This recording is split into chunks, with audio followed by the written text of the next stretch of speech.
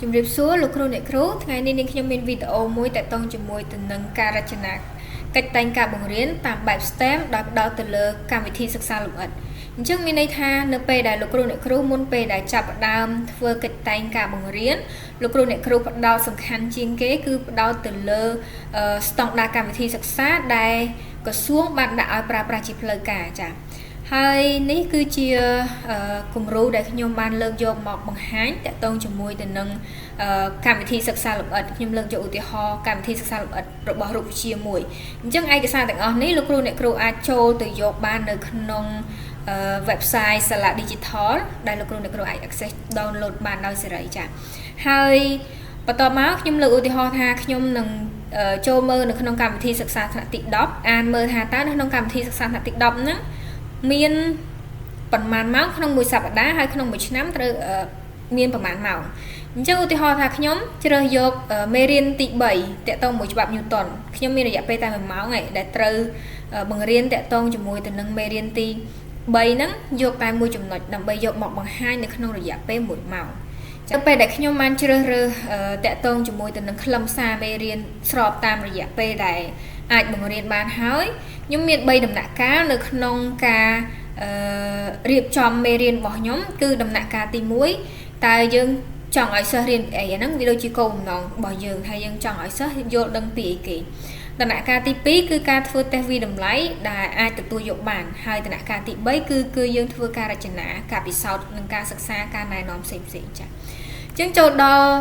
ដំណាក់កាលទី1ដំណាក់កាលទី1តើយើងចង់ឲ្យសិស្សហ្នឹងចេះពីអីគេអញ្ចឹងមុនពេលដែលយើងរៀបចំគោលបំណងមួយនេះគឺយើងពឹងផ្អែកសំខាន់ទៅលើ curriculum standard របស់យើងគឺតាក់ទងជាមួយទៅនឹង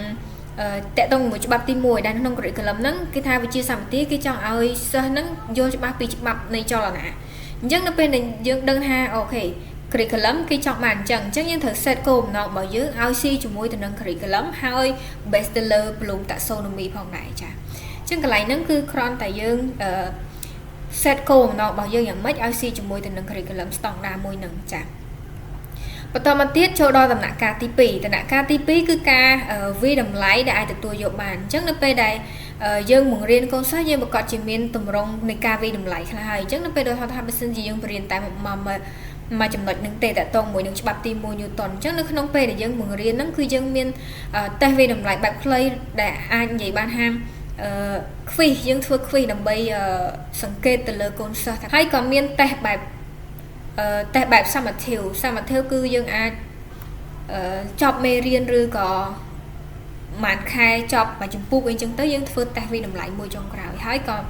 ធ្វើការឆ្លុះបញ្ចាំងផងដែរអញ្ចឹងមានន័យថាកន្លែងឆ្លុះបញ្ចាំងនេះចង់ឲ្យកូនសិស្សគាត់មានយោបល់គាត់បញ្ចេញយោបល់តាក់ទងជាមួយទៅនឹងមេរៀនហ្នឹងក៏ដូចជាសំណួរសួរឆ្លើយតាក់ទងទៅនឹងមេរៀនដែលបានរៀនហើយហ្នឹងចា៎ហើយចូលដល់ដំណាក់កាលទី3គឺជាដំណាក់កាលដែលសំខាន់ជាងគេគឺតាក់ទងជាមួយនឹងការធ្វើកិច្ចតែងការបង្រៀនអញ្ចឹងនៅពេលដែលយើងដឹងថាយើងមានរយៈពេលតែ50នាទីនៅក្នុងការបង្រៀនមួយខ្លឹមសារមេរៀនហ្នឹងទេអញ្ចឹងយើងត្រូវបែងចែកថាតើប្រហែលនាទីយើងចំណាយទៅលើគេប្រហែលនាទីទៀតយើងចំណាយលើគេទៀតឧទាហរណ៍ខ្ញុំចាប់ផ្ដើមបែងចែកថានៅក្នុង50នាទីហ្នឹងខ្ញុំចាយ10នាទីដើម្បីធ្វើលំនាំភ្ជាប់ពាក្យអញ្ចឹងមានន័យថា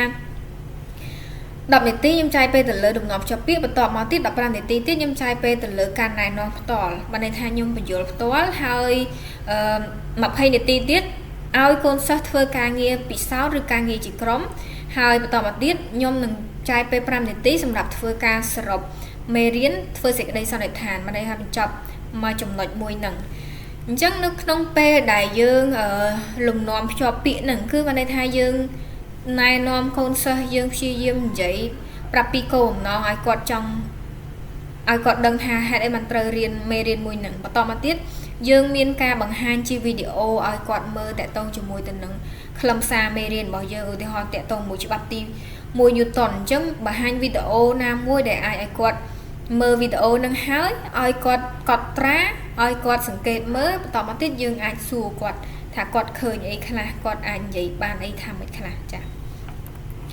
បន្តមកទៀតគឺជាការណែនាំដោយផ្ទាល់រយៈពេល15នាទីការណែនាំដោយផ្ទាល់រយៈពេល15នាទីនេះគឺបានន័យថាយើងនឹងពិភាក្សាផ្ទាល់ជាមួយទៅនឹងខ្លឹមសារមេរៀនឧទាហរណ៍តាក់ទងជាមួយទៅនឹង ច្បាប់ទី1 Newton យើងសិក្សាអំពីនិចលភាពយើងលើកឧទាហរណ៍ជាក់ស្ដែងយើងលើកបញ្ហាដែលយើងជួបប្រទះបន្តមកទៀតចូលដល់សកម្មភាពនៃការពិសោធន៍អញ្ចឹងមកន័យថានៅពេលដែលធ្វើសកម្មភាពនៃការពិសោធន៍